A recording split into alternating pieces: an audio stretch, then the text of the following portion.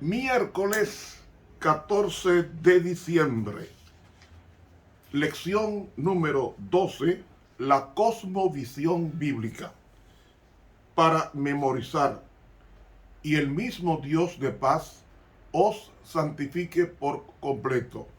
Y todo vuestro ser, espíritu, alma y cuerpo, sea guardado irreprensibles para la venida de nuestro Señor Jesucristo. Primera carta a los Tesalonicenses 5:23. Bendito y amoroso Señor, danos tu Santo Espíritu, que es la luz divina que iluminará nuestras mentes en las oscuras calles del planeta Tierra, plagada de demonios, pero también llena de tus ángeles cuando son invocados para proteger a tus siervos. Es en tu santísimo nombre que hacemos la oración. Amén. Para hoy miércoles, la guía del Espíritu Santo. Hemos venido estudiando esta semana con el profesor Ramón Romero, quien te invita a suscribirte a ese canal de YouTube, Ramón Romero, e invite a otros y dé clic a la campanita, haciendo posible que el universo de escuchas se amplíe cada día y la palabra llegue más lejos. Hemos venido estudiando los 4 aspectos, las 4 áreas de Jesús. El domingo estudiamos la forma social de Jesús, cómo él se relacionaba con los seres humanos. El lunes estudiamos la forma física de Jesús, cómo él cuidaba su cuerpo. El martes estudiamos sobre la mente de Jesús y cómo nosotros podemos tener la mente de Jesús. Hoy, el cuarto segmento de la vida de Jesús es la vida espiritual de Jesús. ¿Quién guiaba a Jesús? ¿Cómo Jesús se dejaba guiar? Y cómo el Espíritu Santo pudo triunfar cada día sobre los aspectos espirituales que luchaban por dominar a Jesús, y Jesús siempre sobresalía porque ningún demonio pudo vencerle porque estaba en relación con Dios. Jesús no venció al diablo porque era Jesús. No, señor. Él venció por lo mismo que la lección de hoy nos va a aconsejar, que seamos guiados por el Espíritu de Dios. ¿Cómo el Espíritu de Dios guía a sus hijos? Mire, partiendo de Romanos, el arrepentimiento, el ser humano no se arrepiente y va a Dios, no es al revés. El arrepentimiento es un regalo que Dios nos da a través de la sangre de Cristo en su muerte en la cruz, y ese arrepentimiento nos guía, es un regalo de Dios. Y ese regalo que Dios nos ofrece a diario, nosotros cuando lo recibimos, entonces recibimos el perdón de los pecados y a la vez somos bautizados con el Espíritu Santo después de echar nuestra suerte con Jesús. Eso es lo que nos dice Romanos 2:4. El arrepentimiento no es un acto del ser humano. El arrepentimiento es un acto de Dios que ofrece al ser humano para que lo acepte. Y aquí dice: ¿o menosprecias las riquezas de su benignidad y paciencia y longanimidad, ignorando que su benignidad te guía al arrepentimiento? La metanoia en el griego. Es decir, el arrepentimiento es un regalo de Dios. Y Dios nos lo ofrece a diario. Entonces es el amor de Dios que nos guía al arrepentimiento. Y como es el amor de Dios que nos guía al arrepentimiento, es el Espíritu Santo quien obra cuando nosotros somos guiados al arrepentimiento, porque el Espíritu nos convence de pecado, de justicia y de juicio. Y es lo que hace Dios. A través del Espíritu Santo nos guía al arrepentimiento, porque es un regalo que nos está dando. Cuando una persona es perdonada es porque aceptó el regalo perdón, que es Jesucristo. Entonces, Hechos 2:38 dice, y Pedro les dice, arrepentíos y bautícese cada uno de vosotros en el nombre de Jesucristo para perdón, no dice de los pecados, sino de vuestros pecados, o sea, los suyos. Y recibirán el don del Espíritu Santo. El don es la aceptación, la dirección de Dios para dirigir a la persona que se ha convertido. Es el Espíritu Santo quien produce arrepentimiento. Como es el Espíritu Santo que produce el arrepentimiento, cuando somos bautizados, Él toma el control de nuestras vidas para cumplir lo que dice Romanos capítulo 8. Romanos el capítulo 8 y el versículo 1, que reza así. Romanos capítulo 8, versículo 5. El versículo 1. Ahora pues ninguna condenación hay para los que están en Cristo Jesús, los que no andan conforme a la carne, mas conforme al Espíritu. Versículo 5. Porque los que viven conforme a la carne, ¿qué es la carne? Vivir a las malas inclinaciones de matar, de robar, de adulterar, de mentir, de engañar. Todos esos 19 frutos del espíritu del demonio, es decir, de la carne, que menciona Gálatas 5, 18, Gálatas 5, 16 al 21. Todos esos pasivos morales, uno nace con ellos y solamente el Espíritu Santo hará posible que estos pasivos morales comiencen a desaparecer cuando aceptemos la doctrina a la persona Cristo, que toma el control mediante el Espíritu Santo de nuestras vidas. Y dice aquí, porque los que viven conforme a la carne, o sea, las malas inclinaciones, de las cosas de las malas inclinaciones se ocupan, mas los que conforme al Espíritu, de las cosas del Espíritu. Entonces dice el versículo 14, porque todos los que son guiados, en el griego dice, porque todos los que están siendo guiados continuamente, porque todos los que son guiados continuamente, permanentemente, constantemente, por el Espíritu de Dios, los tales son hijos de Dios. ¿Quiénes son los hijos de Dios? Son los que son guiados por el Espíritu de Dios. ¿A qué nos guía el Espíritu de Dios? Nos guía al arrepentimiento.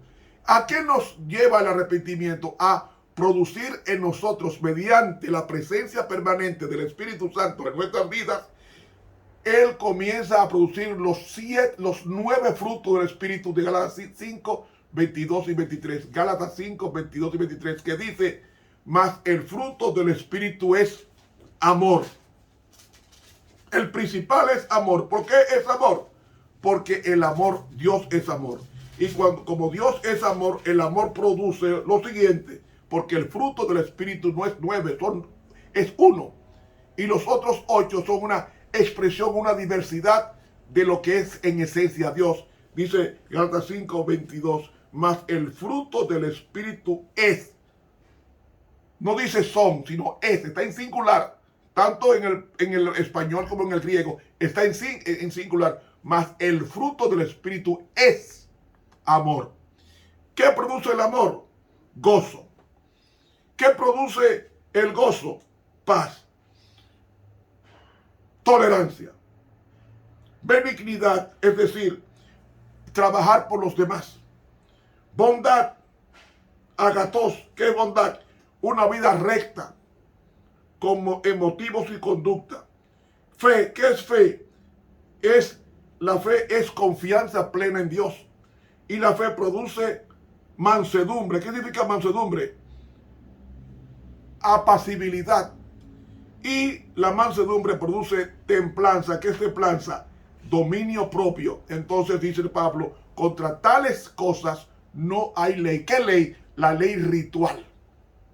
Estos son los frutos 9 del Espíritu Santo, que en esencia es amor. Y ese es el fruto que Jesucristo desarrolló. Y lo desarrolló también, que él pudo decir, ¿quién me redarguye de pecado? Nadie podía acusarlo de cometer algún pecado, porque el Espíritu de Dios moraba en él. ¿Y sabe cómo moraba en él? El Espíritu de Dios moraba, y aquí hay un texto que algunos lo traducen mal. Oiga lo que dice aquí la sierva de la palabra de Dios. Dice aquí,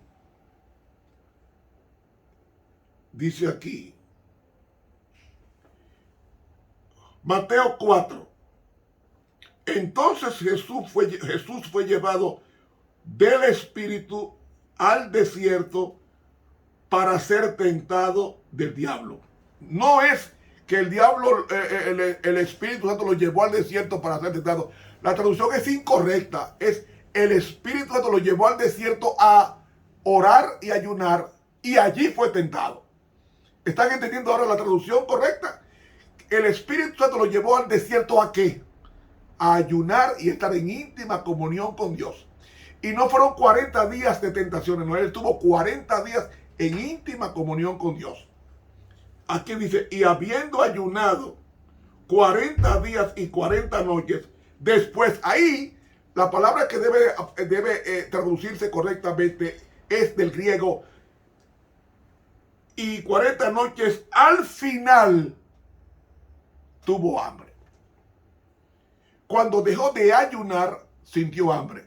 Y entonces, si llega el tentador y lo tienta con las 3 tentaciones básicas del ser humano, que es la tentación al apetito, la tentación a la presunción y la tentación al materialismo o al poder.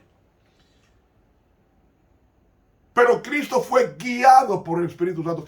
Toda su vida, todo su ministerio fue una vida guiada por el Espíritu Santo. Toda su vida.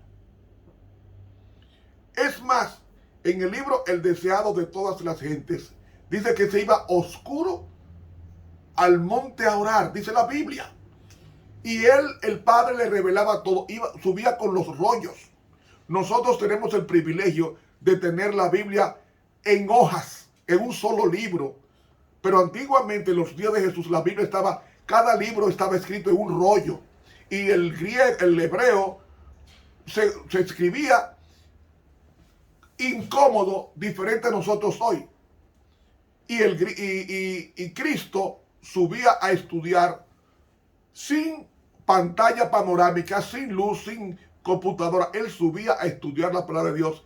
Y la Biblia no estaba escrita en los días de Cristo en capítulos ni en versículos. Era muy incómodo leer la Biblia así, pero nosotros la tenemos segregada, distribuida en capítulos y en versículos. ¿Saben ustedes cuándo fue que la Biblia fue escrita en capítulos? En el siglo XIII de nuestra era, por Esteban Langton, en 1206, y la división en versículos fue por Hugo de Sancaro en 1240 y por Roberto Stefano. Ellos fueron los que dividieron la Biblia en capítulos y en versículos. Pero la Biblia que estudiaba Jesús, que estudiaba Esdras, que estudiaba Daniel, no tenía ni capítulos ni versículos. Y era incómodo haber que tener una vocación para estudiarla. Es una disciplina, una ortodoxia ejemplar. Pero nosotros tenemos la Biblia para dominarla con la encuadernación en piel, las hojas satinadas y la impresión hermosa a más de un color. Y la tenemos con comentarios al margen. No tenía eso la Biblia antiguamente. Eso fue ahora, en el siglo XIX, siglo XX, el siglo XX, siglo XXI, que la tenemos así. Y todas esas ventajas que Cristo no tenía, las despreciamos. Y cuando seamos guiados por el Espíritu Santo, habrá más tiempo para dejarnos orientar por el Espíritu Santo, porque el Espíritu Santo es quien nos guía a la Biblia, a estudiarla, a obedecerla y a predicarla. Y eso hay que tenerlo bien en cuenta. Tenemos todos los privilegios de la Biblia, tenemos hasta en el celular. Los escritos del Espíritu de la profecía están en el celular, en la computadora, en Google. Usted encuentra todo eso en un iPhone, en un celular convencional. Y amigo, nosotros con todos esos privilegios despreciamos o descuidamos llenarnos del Espíritu Santo, porque somos llenos del Espíritu Santo cuando estudiamos con oración la palabra de Dios. Y eso es lo que hacía Jesús, es lo que hará el pueblo de Dios con la Biblia para robustecer o para capacitar al hombre interior, que es el hombre espiritual, para hacer frente a todas las malas inclinaciones heredadas y cultivadas. Que nunca cometamos el error de querer comprar la Biblia como lo intentó hacer Simón, el hechicero de Samaria. Y muchas veces nosotros hacemos eso intentando suplantar la Biblia con lecturas que no nos acercan hacia el cielo. Ahí se nos fue el tiempo. Que Dios nos bendiga y nos guarde. Para mañana jueves, preparados para su venida, o sea, para su advenimiento. Dios nos bendiga y esté con nosotros. Es una petición ante Dios del profesor Ramón Romero, quien te invita a suscribirte a este canal de YouTube y le dé a la campanita. Muchas gracias y que Dios nos bendiga.